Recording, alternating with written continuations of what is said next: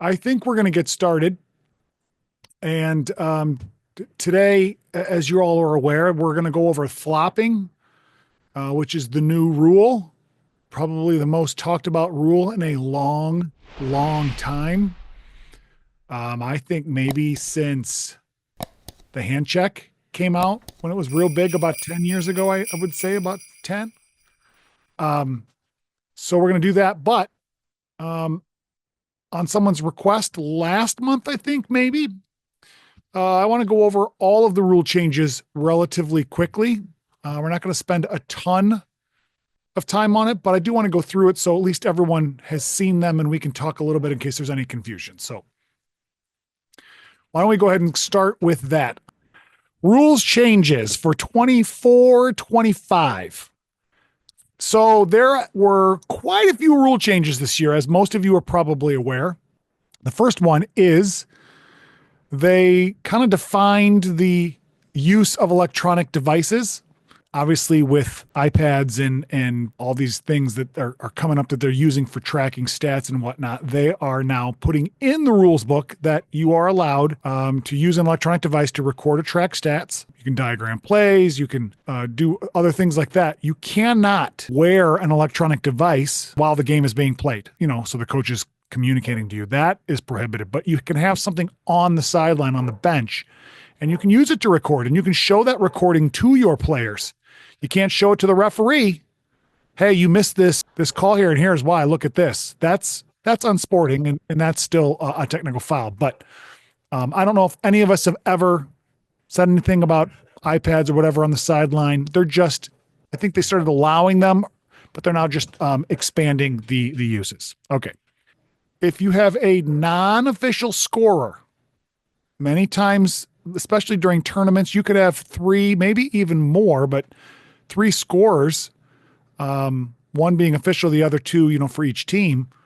They can sit next to the official score, and it's on the non-official scorers to ask the official score if there is a discrepancy. So they're saying it's not the official scorer's job to make sure that, hey, do we all match up? They've got too much else stuff going on.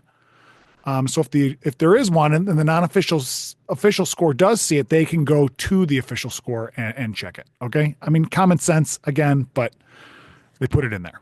Next one. If it used to be, if you beckoned a coach onto the court for an injured player, that the coach didn't come onto the court, that player could still stay in because the coach, even though you beckoned them, that coach, no, they're okay. They're going to get up. I'm not coming out there. They had to actually enter the court. So now the NFHS is saying it doesn't matter. If you beck them on the court, that means you need to check them. You can't just ignore them. So they're coming out regardless of whether you come onto the court to check on them or not. Okay? Let's just remember that you don't need to beckon the coach onto the court right away. Give the kids some time. If you see they're down, maybe they're going to get up. You don't have to, obviously if they're gushing blood out of their head or you see something that's major wrong, we want to get someone out there. But, a lot of times kids go down and they stay down for a little while because they're milking some sympathy. Give a little time so that way you don't have to have them come out if they're just going to get right back up. In the same respects, you don't want to stifle a coach. If that coach comes onto the court to check to their player and you have not yet beckoned them onto the court, we don't want to assess a technical foul. If they come onto the court and they're truly trying to get their kid because they're hurt, then you've beckoned them. Okay? Everyone understand that? We're not trying to tee up coaches when they're concerned about their kids. It's just a technicality. I'm sure we've all been doing that in the past anyway, but let's just keep it all about keeping the kids safe. All right.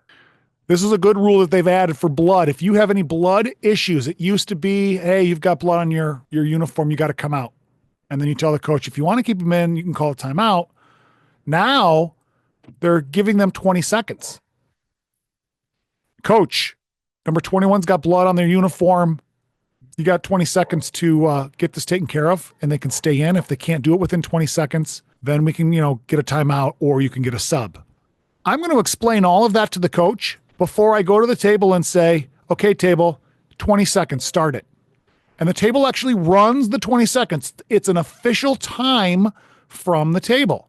So again, do a lot of extra explanation or what have it to help that coach and that player, give them a little extra time to get that blood taken care of. Because the point is, if you can do it relatively quickly, then we don't need to stop play. And if you're going to, be 20 seconds right away, and we're going to be a stickler of the time, that kind of defeats the intent of the rule, I think. All right. Okay, here's one that nobody cares about. They are allowing a school logo on the uniform directly above the number. Okay, it just cannot inhibit you being able to see that number. The number still has to be at least 4 inches, I think it is. It still has to have the certain color restrictions. And it can't impede into that space, but now they're allowing it. Basket interference, they've added this new rule. They've added the exception to the rule. Basket interference used to be if the ball was on or within the basket and the net was touched, the net was part of the basket, and that was basket interference. They are now saying that's not the case. If it doesn't affect the ball or the play, you can ignore it. If they hit the net and it does affect it, if you think it shakes the rim or whatnot, you can still call that basket interference. They're simply saying you don't have to if you don't think it did anything to the play. So this is a good rule change. Warning for delay.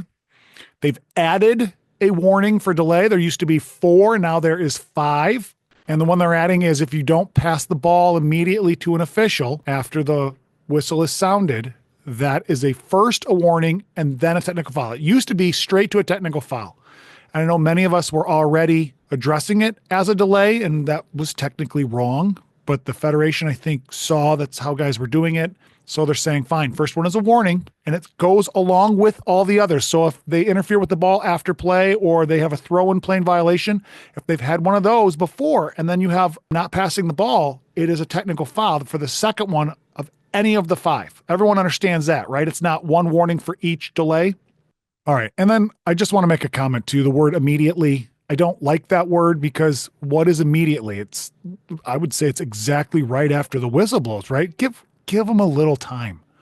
Give them a second or 2 or 3, depending on the situation, as long as they pass it to the official and they're not walking away with it or they're not holding it on purpose. Everyone knows when the kid is holding the ball in disgust or to make a point. That's what they're trying to avoid. All right, flopping. This is what we're going to talk about for this meeting. So I'm not going to spend a ton of time on it, but they just added a definition. Faking being fouled is not a new rule, but they never had a definition.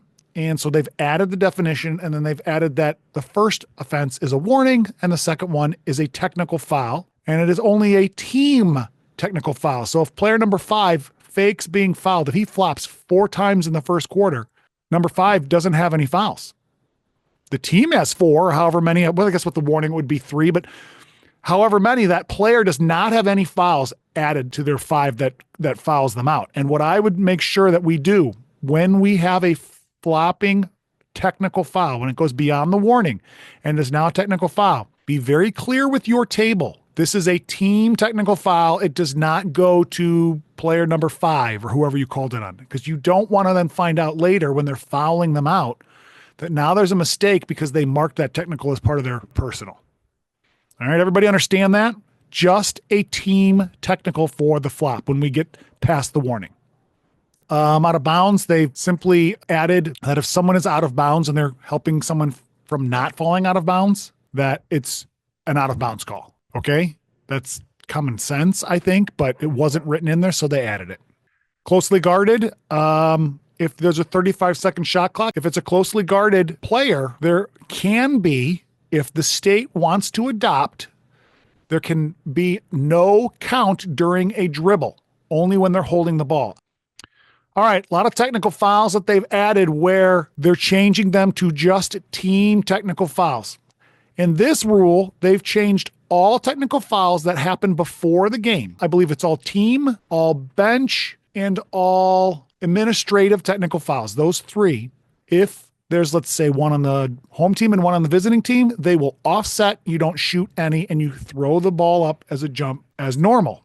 If it's 2-1, you're going to offset the one, and then the last one that's extra, you're going to shoot those free throws. And those do not affect the coach's box. It is not an indirect to the coach. It is simply a team technical foul, just like a flopping.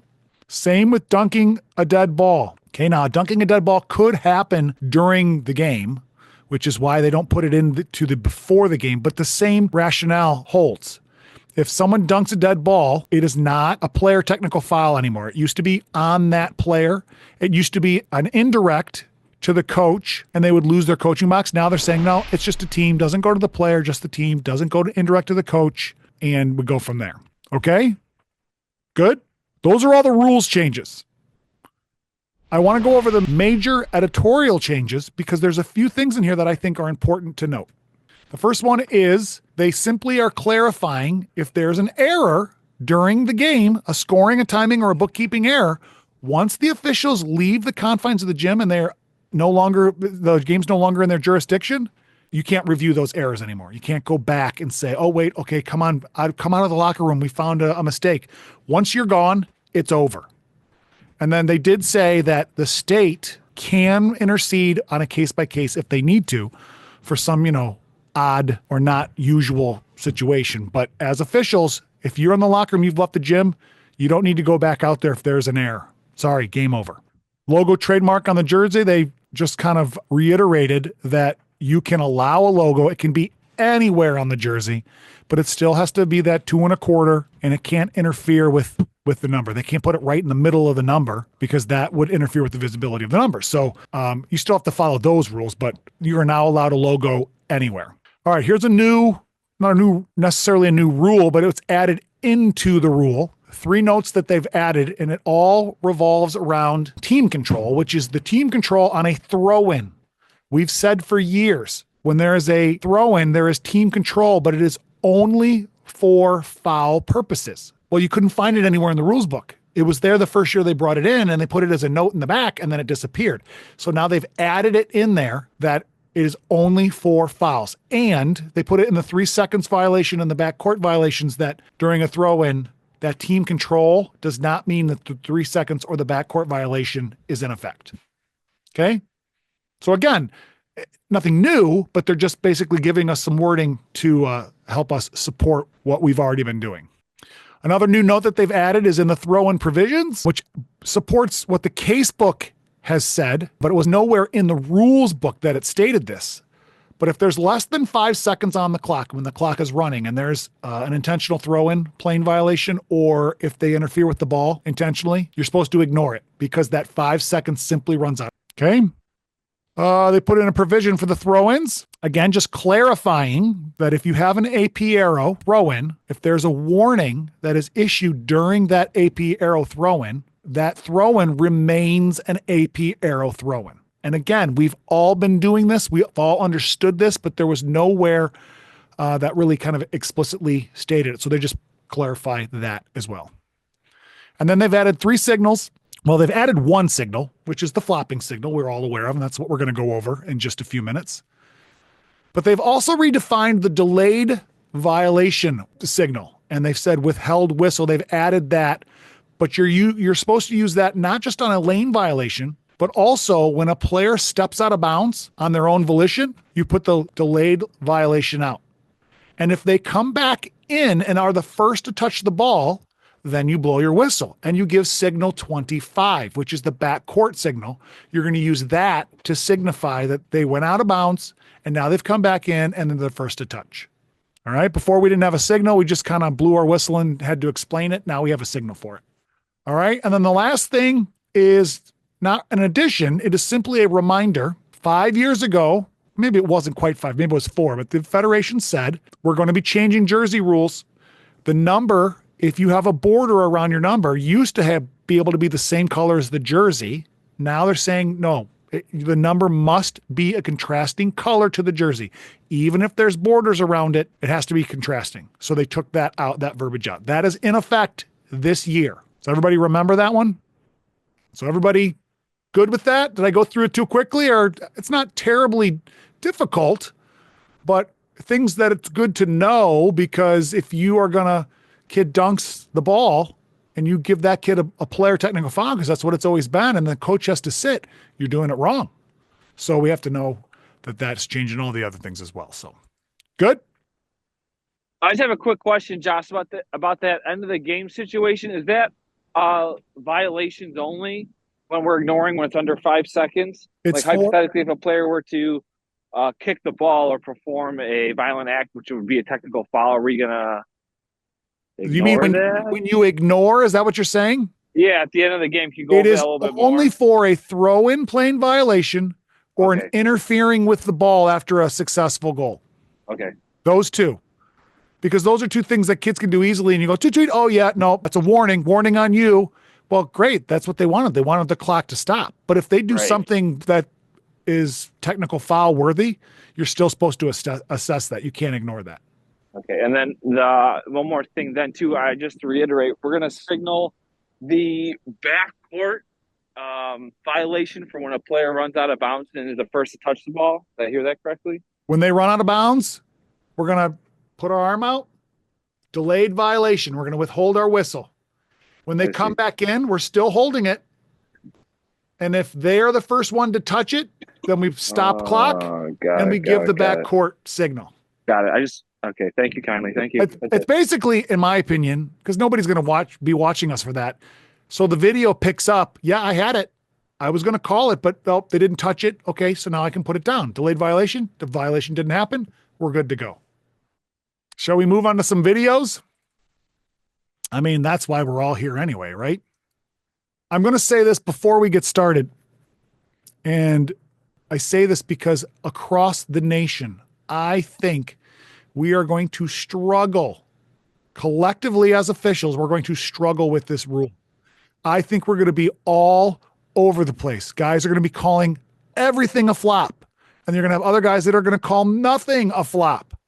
And then there'll be some in between. But it's going to take us several years, I think, to get where the Federation wants it to be. What I'm going to say on a lot of these is use your best judgment as to what you think, and we're going to talk about this more, but what you think is a flop. And if you think it's a flop, you got to call it because the Federation wants it out of the game.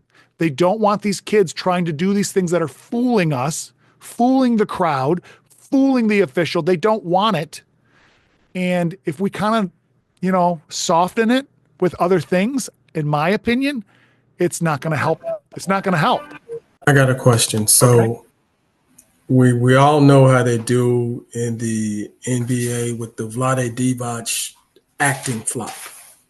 Now, this flopping rule. We don't all know, Derek. Not all of us watch the NBA. But you know what I'm saying. Yeah. But and it's kids, and don't get me wrong. I know I've been kids in certain conferences. I know their acting skills are great. But since we're no longer going to be, how can I say, prisoner of the actor, how do we do this? How do we give me a, how can I say this?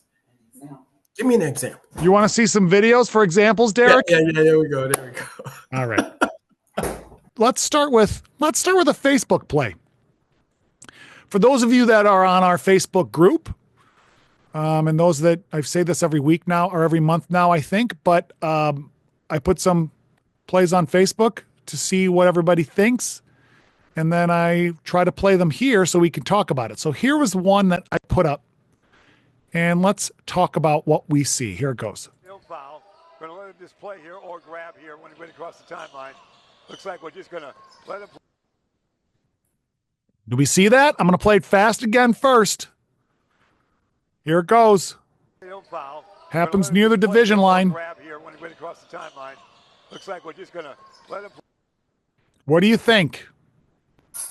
You want to play it slow before you give your opinion?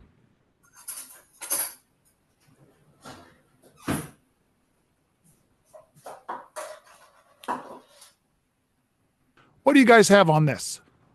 I got a block. Me. Or a flop, one or the other. Block. Why is that a block? That's got to be a charge. I have flop. That's not a charge. That I has to think be a it's charge. incidental Absolutely. contact. Has to be a charge. First of all, let's talk about the block. Is this kid in a legal guarding position? Yes. No. Yes, he is. Yes, he is. Yes, he is. He's square up with He's got position. Square He has up. 2 feet on the Legal. ground. He's facing his opponent. He's and, legal. And his opponent is still on the floor. Yes? Yes. So watch his right shoulder. Watch his right shoulder when the guy goes up.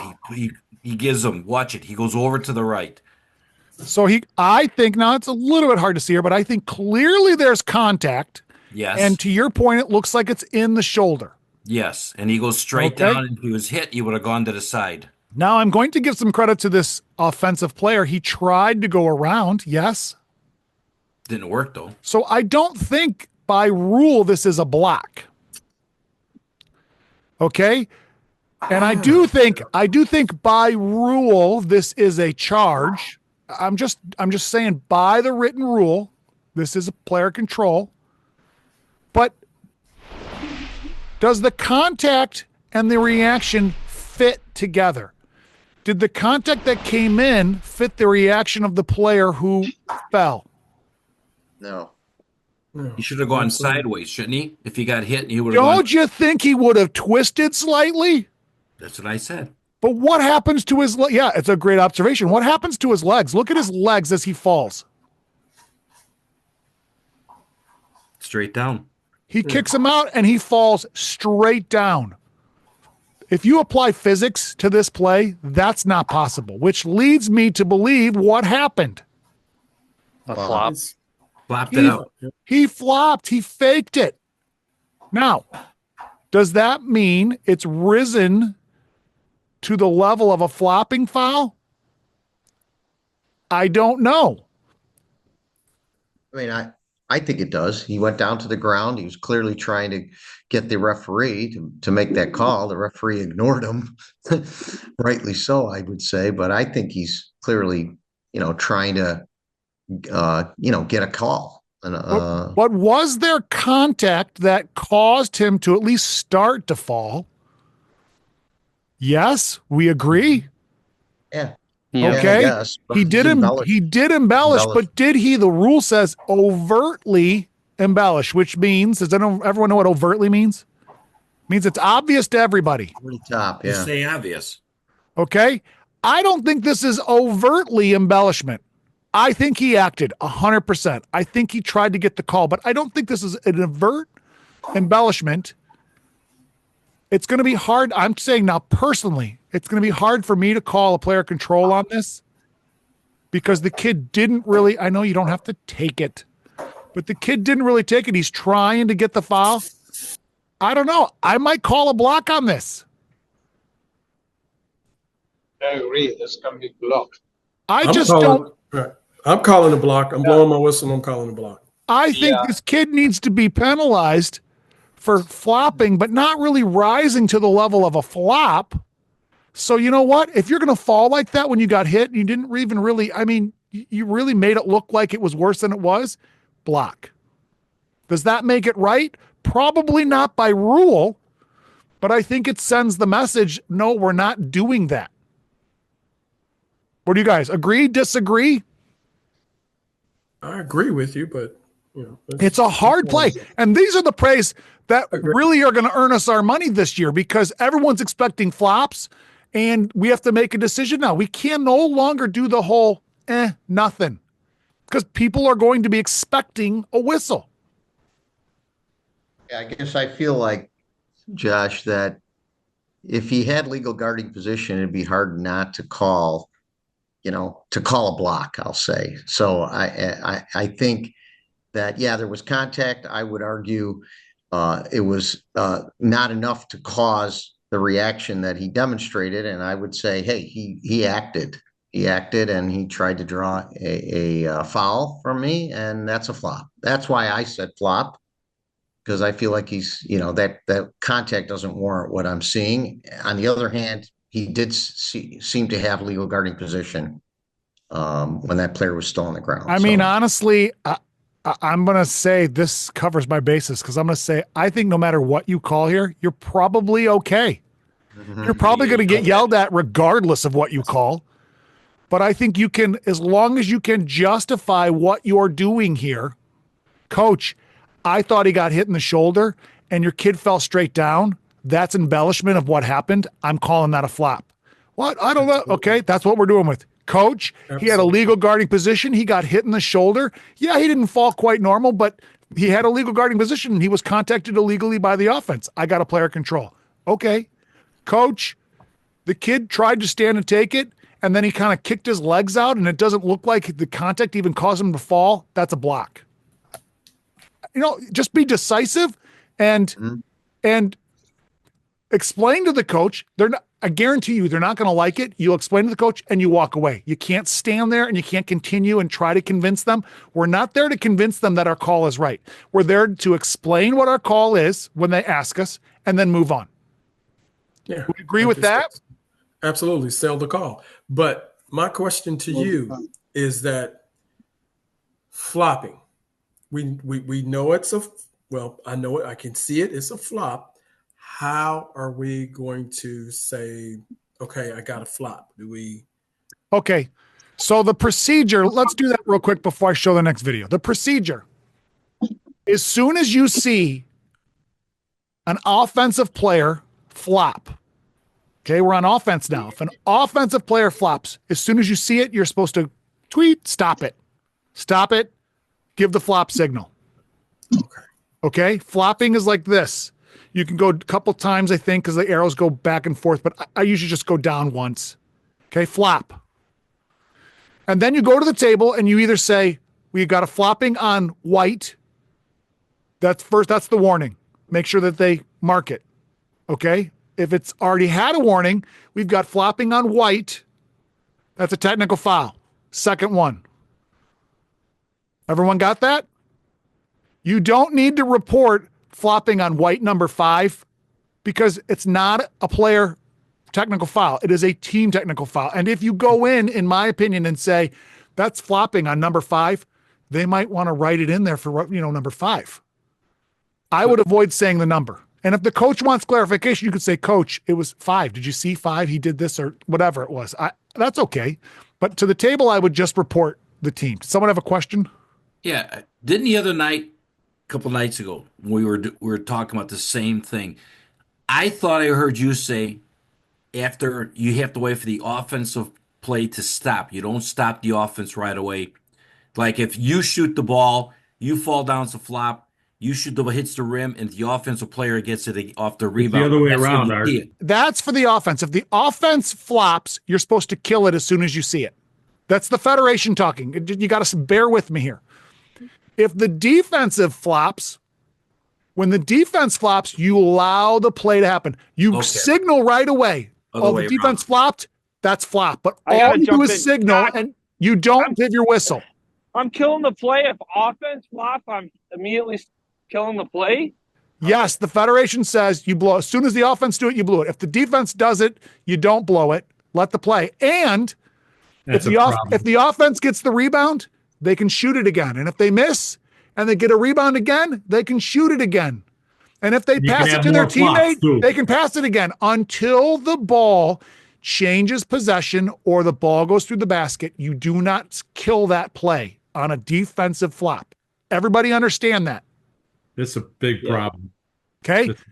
One more question on this. Okay, offensive player bobs his head. We have a clear flopping situation. We're going to go to a throw-in spot or the 4 spots. We're going to point of interruption. Okay, and that is a great question. It goes to point of interruption. Okay, thank you. So if white has the ball and white flops, we're going to stop it. We're going to kill it. And it's going to go back to white if white still has the ball. You are penalizing the act. You are not penalizing the team necessarily. I mean, you are, but you want the play to continue on. Hey, we're stopping it. We're not doing that today. Let's go back where we left off. Okay, and we continue on. Obviously, if there's a technical foul, then you proceed with the technical foul procedures. But if it's the warning, it goes to the point of interruption. Did I make it more unclear? No, you're good. So the warning first, and then the technical foul, assess it as we would a normal technical foul after. Correct. The second one. Okay, got it. Sorry, on a warning, if the offense committed the flop and it's their first time flopping, it's a warning. They get the ball back. You're not taking it away from them. If they have the ball, they get the ball back. Yes. Point of interruption. Yeah. It's going to have huge consequences at the end of the game. Could. If you think about it.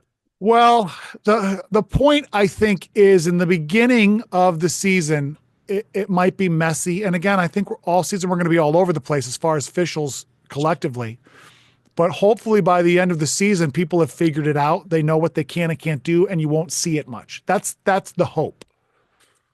We'll see how it plays out. All right, let's watch this play. Can I say yes, Josh? Yeah. Do we need to be kind of careful about the term flopping, because the rule book, they use parentheses flopping, but they're calling it faking being fouled. So in my mind, we have to, if the kid's fouled and he embellishes the contact, to me, that doesn't fit the rule, because he was fouled. He's embellishing it. Okay, so I think I understand your question, and I'm going to say two things on that. No, you don't need to worry about calling faking being fouled flopping, because the signal is called flopping. They're interchangeable, and that's what everybody knows because they've seen it at the college level. They hear it at the college level. At least they did when it was real strong on it. So I think you're okay using the term flop or flopping. What we need to be careful in is what we used to say to get out of sticky situations. When we didn't blow our whistle, coach, he flopped. Well, we can't do that anymore, because if we say he flopped, that's a signal. That's a call. You can't have a no whistle and say he flopped, coach. I'm not calling that. Right? So now we need to change our vernacular that we use. It doesn't mean we're going to have everything a contact is going to be a whistle. We're still going to have plays that are going to happen that's not going to be a whistle. And it's not a flop. It's not a foul. It's incidental contact.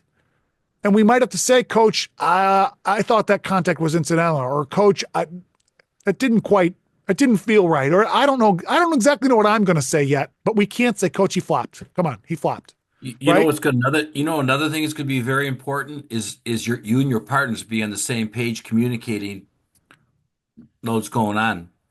Yeah, I was going to say that. We meet with that in the beginning? Like, I know what during the game. I'm talking about during the game, especially at the end of the game, Art. Yeah, you're right. I mean, yeah, I agree with you. It's gonna be one major headache. People are not going to understand what's going on. They're as normal. We're going to get yelled at more. Okay, coaches are all not familiar with the rules. Let's face it, they're all not up to date. Okay, so we better be in more communication with partners, knowing what's going on and with the table, with what it's just if they've been warned or not, all this kind of stuff.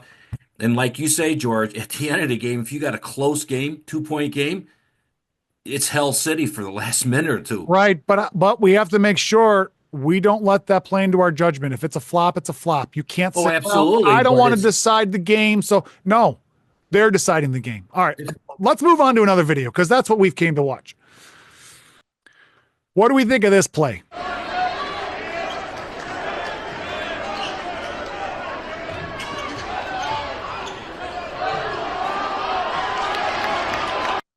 Did you see?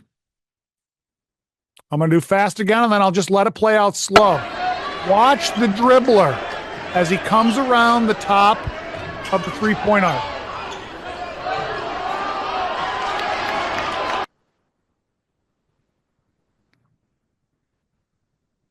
That's a head bob. Right. Okay, now, if you say, well, but he got hit, well, then you better call a foul. But if you don't call a foul on that contact, that head bob is explicitly stated in the flopping rule that that's what they want to be called, because it's trying to fool everybody that, oh my gosh, I just got hit and I can't believe you didn't call it. Yeah, he continues on to play, but that's the flopping. So what happens is, as soon as we see this, tweet, we kill it. We give the flop signal, and if it's a warning, we go to warning, goes back to gold. If it's a technical foul, we shoot the free throws for white and continue at the division line after. Everybody sees that, yes? Yeah, we're going to get it all from the coaches. I'm telling you, if during the game, the coaches are going to be right. You call that down there. You got to make sure you call that there. They're going to be all over this. But all right, let's check this. Let's check this one.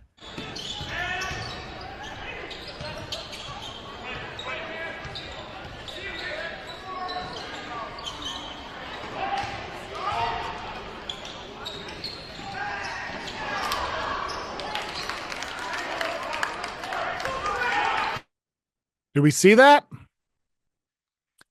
There was a lot of stuff beforehand, but it was at the end right here.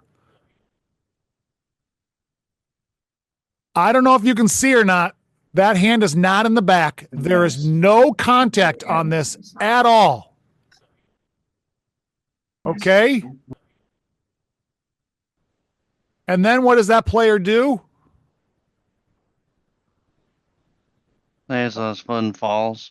Is that a flop? I thought No, his he momentum lost. carried him. I'd say it is.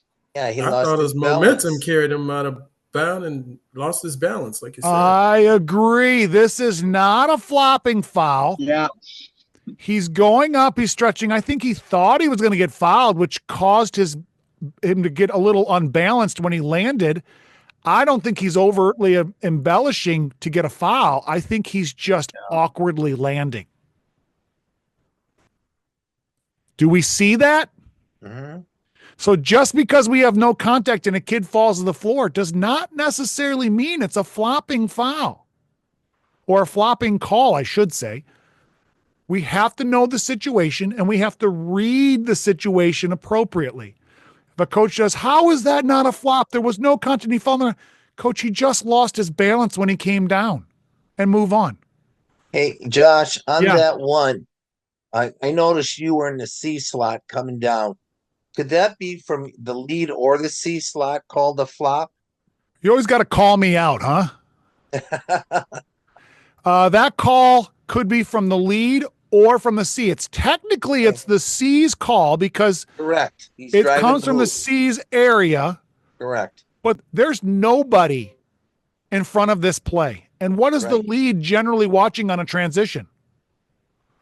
They're watching the leading players, yes? Right. Yes. So the lead is watching this, even though it comes from the center. The center might have the information to make this call. If the center sees something, they can call it. The lead can call it. I think that can belong to both of them. Okay. In this game, it was talked about at the end of the game, Were you running to the parking lot, by the way? and no coach even yelled about that because it was pretty obvious to everyone. Yeah, maybe they thought maybe they asked if he got fouled or not, but he just fell. It was awkward. And they got the putback, so they got the 2 points, Here's another one.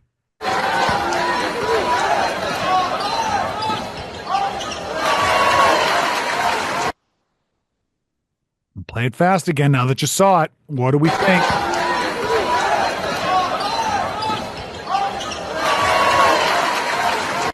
Flop. Anyone calling a flopping on this? Yes. Is he overtly embellishing the no contact? Absolutely. He's a horrible actor, but I'm not convinced this rises to the level of flopping. He tries to kind of, oh yeah, look, he got me, and he catches his feet and he's like, okay, fine, he didn't get me. I think this is a play on.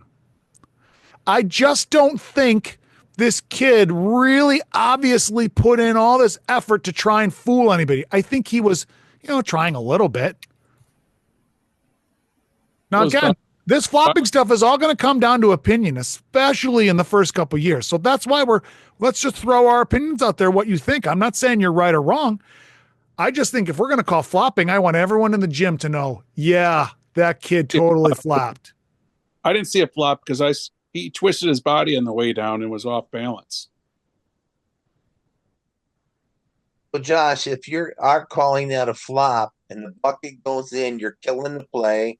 You're going back to report a flop and the ball goes out the white. If you call this a flop, you wait. Right. Once that ball goes in, you kill it.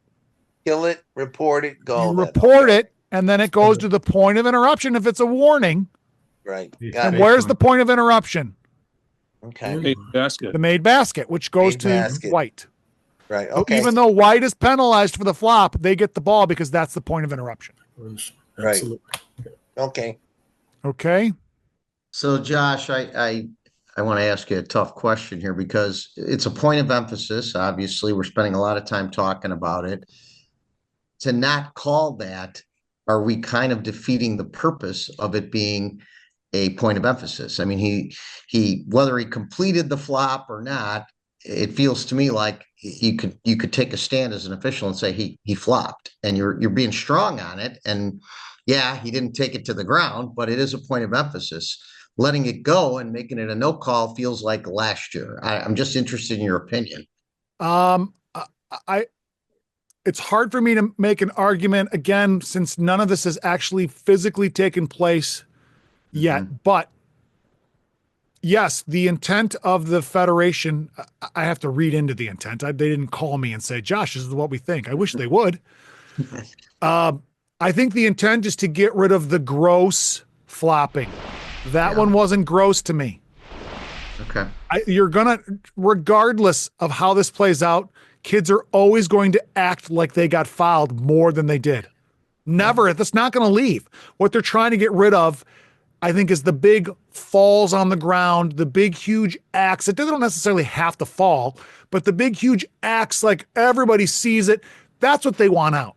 The little stuff, yeah, they don't really want that either, but I think that will start to dwindle as the big stuff goes away. So let's get the big stuff this year and then slowly work our way in. I think that will behoove us as officials, because as officials, we're still managing the game, right? And if you're going to call a flop on little things, it's probably not going to help you manage that game very well. Doesn't mean ignore flops. You're going to get a lot of heat from it doesn't mean ignore flops, but it does mean use your judgment to get the big ones, right? What do they say? The elephant in the room?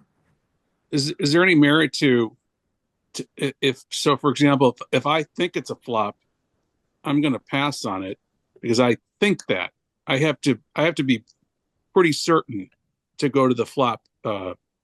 I think that's a fair assessment. You could say, well, I'm not sure. It looked like a flop, but maybe not. Then probably don't call it. And if a coach says that was a flop, that's new this year, we have to emphasis. Coach, you might be right, but I'm not sure. He might have got, then you're fine. You don't want to penalize a kid or a team if you're not sure. Do you think with the overt, do you think that the voice, like someone screaming, going like, and maybe not as much physically, but like screaming that, do you think that'll help be like, yeah, that was pretty overt that he was trying to get that flop? Screaming could be, I'm never going to say all the way yes or all the way no, but screaming could be flopping because that could be depending on exactly how loud they are or what they do. Coach, he didn't have to scream like that. That's flop. Or you could say, maybe, hey kid, that's going to be a flop if you keep doing that. That's really a flop. Oh, I didn't know that, ref. Because they're not thinking, these kids don't think all this stuff through. So I think we can still help through some of it.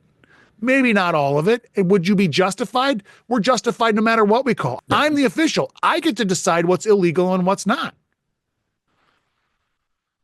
All right. Let me move on to this next one. Josh, you think we're going to get yelled at more by the coaches this year because of that rule? No, I think we're going to get yelled at the same. Okay. Okay.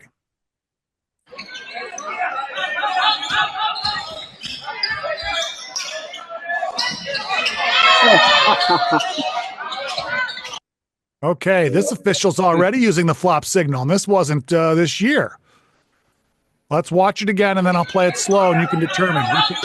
Flop, or was there a foul on the shooter? The official clearly thinks it's a flop. Josh, is that you? Flop. Yeah, it's Josh. Definitely a flop. It looks to me as though that player landed safely on the ground. Did he not? Yeah, he did. Yep. And then what does he do? Kicks his legs out and falls straight down. He sits down. So, Josh, how long ago was this game? Last year. They didn't have the flop rule then, did they? No, and I actually told a buddy, I used to love using the flop rule because I wanted everyone to see me. I saw what happened, and it wasn't a foul. He flopped. So using that play, Jess, how would you call it? What's that? Using that play, call it. Okay, he shot it. He missed a shot. And you kill it right there, right? According to the Federation, as soon as it goes, oh, that's a flop, right? Flopping. You go tweet, you blow your whistle first and stop play. Yeah. And then I got to go back so you can see. You blow the whistle first and then give the flopping signal. I guess you could give the flop first. I would assume you would kill it first, but you kill the play and then you give the flop signal. This was a flop. And then you got to report it. Flopping on the white team. It's their first offense. That's a warning. Goes back to the point of interruption. If you blow your whistle, let's say you go tweet. If you blow your whistle here, you got to go to the arrow. Let's just say, for sake of discussion, you've already had the warning. So now it's a technical foul on white. Okay. Yeah, yes. That's a team technical foul, not on the player, it's on the team. We've already had a warning, so now we have another flop. So now you got a technical foul. So you go to the coach, say who's going to shoot the technical. You go down and shoot, you go down and shoot. The black goes and shoots 2 shots. Correct. And then the ball goes to white underneath the black's basket. Incorrect. What is the penalty for a technical foul? Black gets it at 2 points. division line. They get 2 free throws and the ball. And the middle. All right, so black. So hang on. So black will go shoot the 2 free throws. Then they get the ball at half court, and we keep going again. Correct. Okay. I just want to make sure that's right. Okay. Technical foul does not change simply because it's a flop. The only thing that changes is at the warning, we give a warning and a point of interruption. That's the only thing. If it's a technical foul, everything's like we've always known for the last however many years, 30, 40, 50. I don't know how long a technical foul's been that way, but since I've been born. All right. So Josh, let's say it was the warning in that example. Ball's in the air. You kill it. You kill it. You give the warning. Correct. And then you're going to take it out, in this case, under the basket. Correct. Where are you going to put it? Point of interruption. Which at is the 3-foot mark, because there's a throw in the front court that goes to a designated spot, right? Yeah. That's the other thing, is we need to know where the ball was, because we have those designated spots, and that is a stoppage of play that we need to then assess properly. So again, if you screw it up, I don't think anyone's going to say anything. Just try to logically make it make sense, but that's the proper way of doing it. Okay, thank you. All right. Oh, that's off the back iron. Missed, but what a rebounded by Glover. Glover goes up with it, and it's going to be a charge. He lowered the shoulder into the body. Another Facebook play on this one. I'm going to play it fast again. What do we think? Oh, that's off the back iron. Missed, but what a rebounded by Glover. Glover goes up with it, and it's going to be a charge. He lowered the shoulder into the body. Okay, with it fast. What did you guys think? Block, charge, flop. Flop for me. Here it's slow. Clearly a flop. Flop.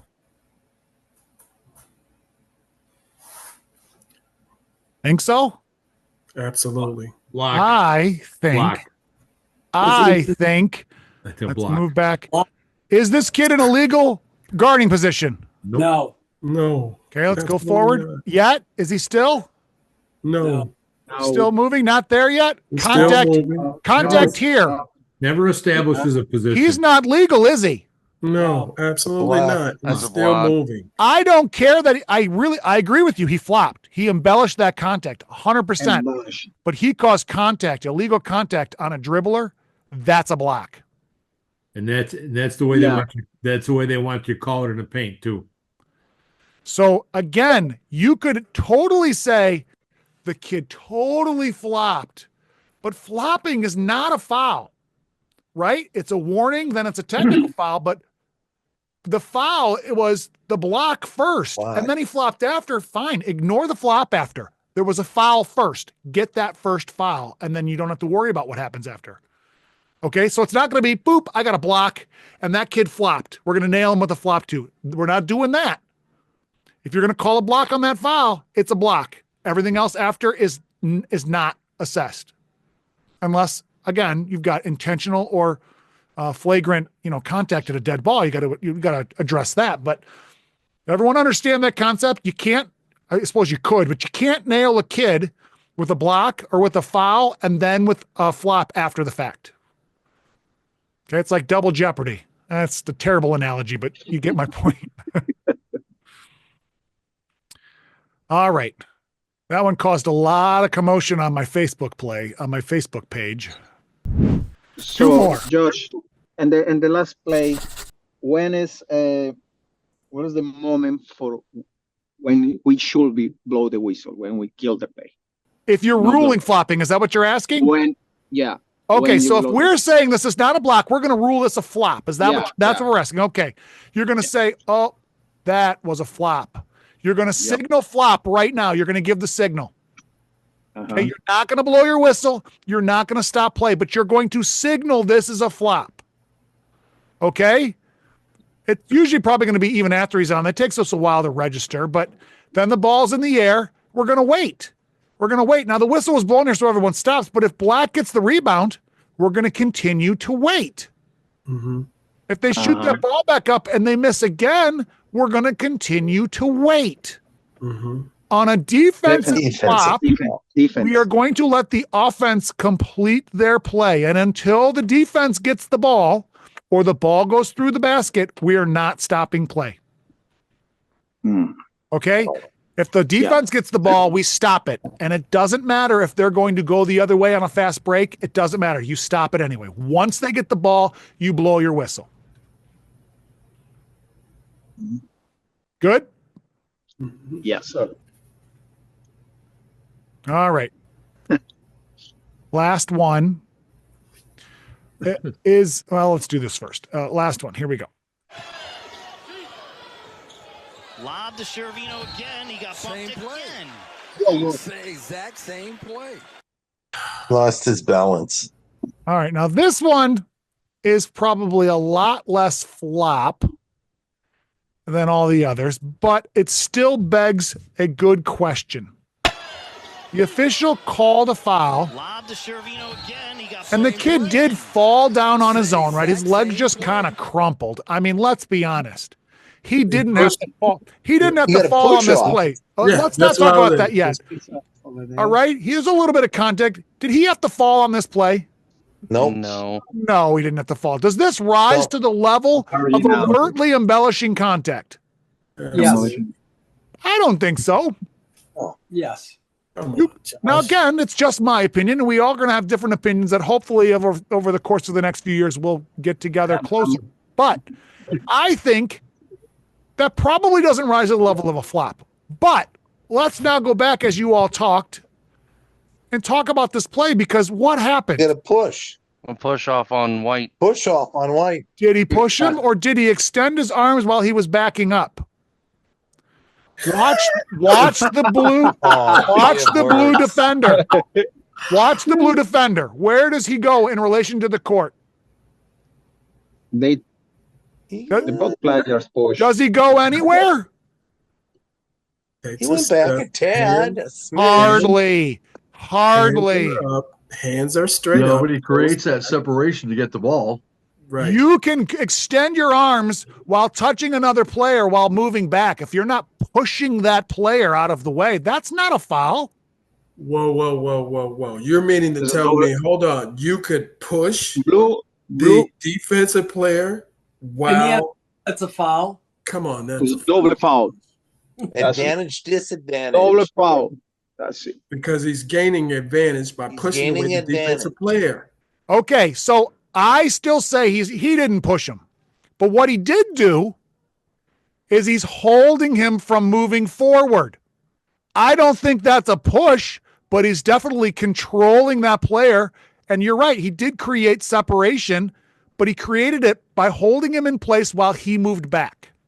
So you called a hold?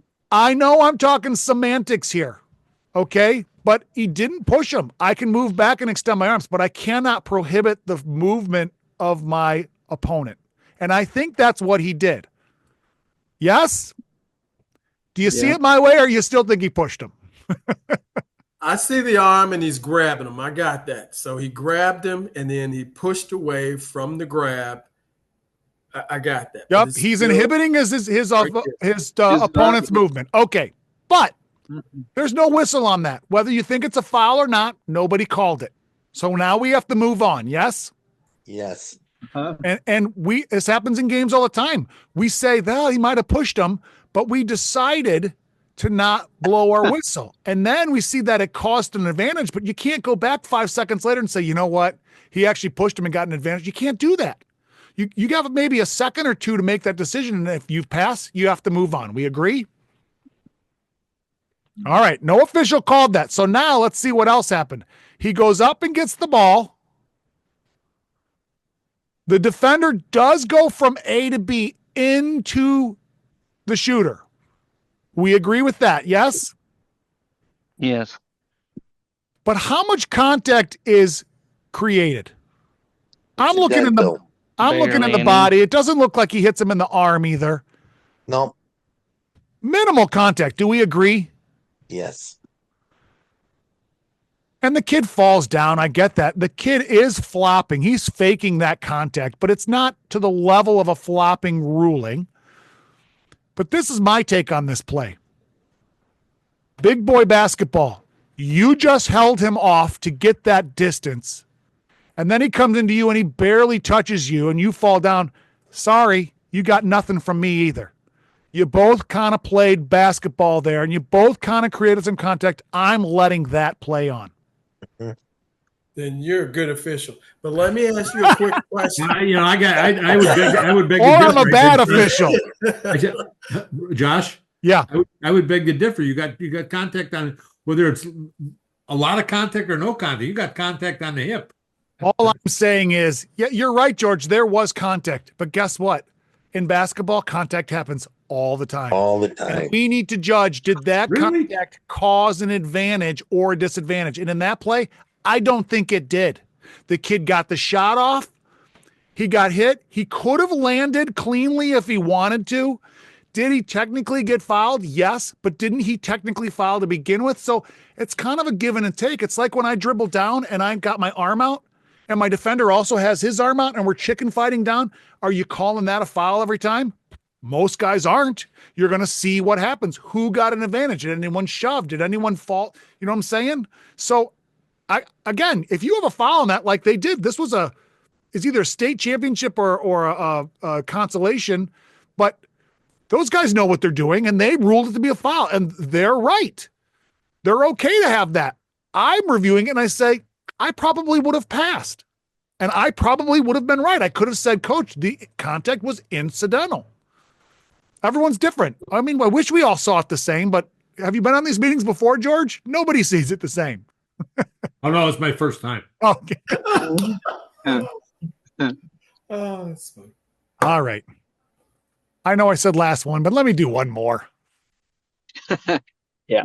I got to go to my closeout files because I played this last night and it's labeled, this is why high school needs a flopping rule.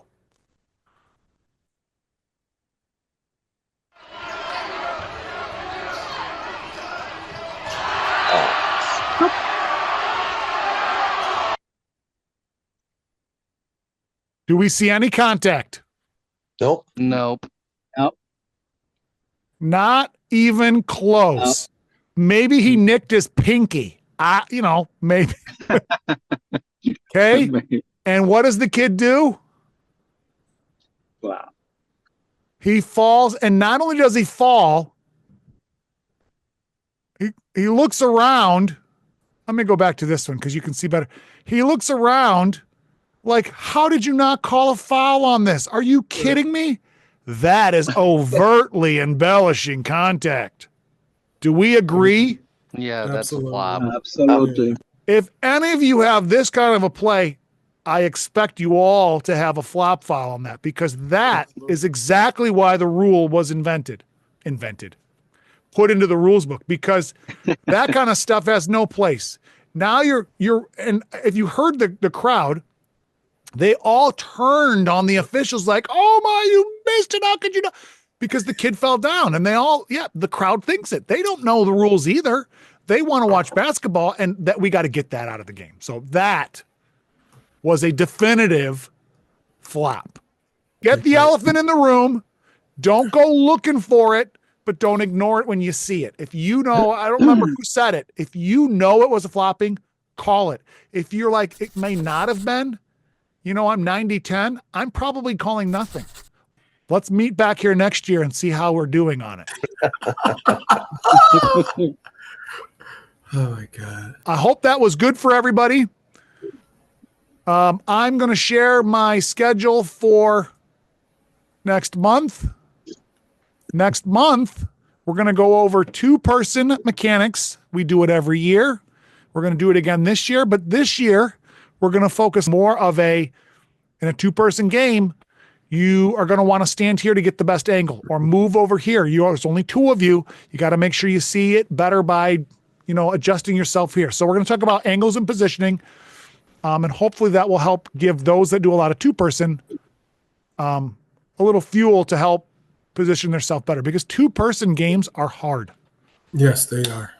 Very. And when varsity officials they like to evaluate young officials coming up, varsity officials don't remember how hard it is. There's so much to watch, and there's 2 people. So we're going to try and cover that to try and help you out. Hey, Josh. Yeah. I want to say one thing about go back to the flopping for a minute. And while everybody's still here, this is the 3rd meeting I've been at, which we've discussed flopping. And there's so many things that we didn't cover tonight. I can't stress enough that if you get to another meeting or to get more video or explanation, because it's going to be very difficult to be consistent. There's absolutely, especially at the end of the game. I'm not trying to fool anybody. By watching this meeting, you're not going to be an expert of flopping, right? This is just a beginning point to say, okay, we got to start thinking about it. This is what we got to look for, because I'm going to be personally myself. I think I'm going to be all over the board. Beginning of the season, I might be different than the middle, which might be different in the end. I'm hoping I evolve in the right way, but do we get the really little ones? Do we get just the big ones? Do we try and get, I'm not really sure. And I think as we go on, we'll try and see. I personally want to get the big ones. Those are the ones that I'm looking to get. The little ones I can talk my way out of and say, Coach, the rule says overtly embellishing, and I don't think that was obvious. I think you thought it was obvious because you're the opposing coach, but I'm, and come up with some kind of terminology or some kind of phrase. Yes, Art. In your pregame, at least in the beginning of the season, are you going to mention anything to the coaches? Hey, guys, remember, point of emphasis, just like, have you talked to your guys about flopping? Are you going to say anything, at least in the beginning of the season? That's a great question. Yes. I haven't thought about that yet, but I probably will. Hey, make sure you tell all your players flopping is a rule this year. We're gonna find it. If it happens, we're gonna get it. So don't do it. Penalty is egregious. Yeah, you don't even have to make a clinic about it. Just say flopping's a rule. If we see it, we're gonna penalize it. It's not something we ignore anymore. I don't know. Maybe that'll work. Maybe it won't. I tend to not talk about rules at all, because as soon as I say, hey, if we see flopping, we're going to call it, and then something that they think is a flop and I don't blow my whistle, you said you were going to call it, right? Call it. So I try not to give that fuel, but maybe the first week, Thanksgiving week, where there's lots of games and this is where the kids are learning it, maybe I will. Maybe I'll try it out and see how it plays out. All right. Thanks for attending, and we'll see you next month. Thanks, Josh. Always good. Yeah, thanks a lot, Josh. Thank you very much.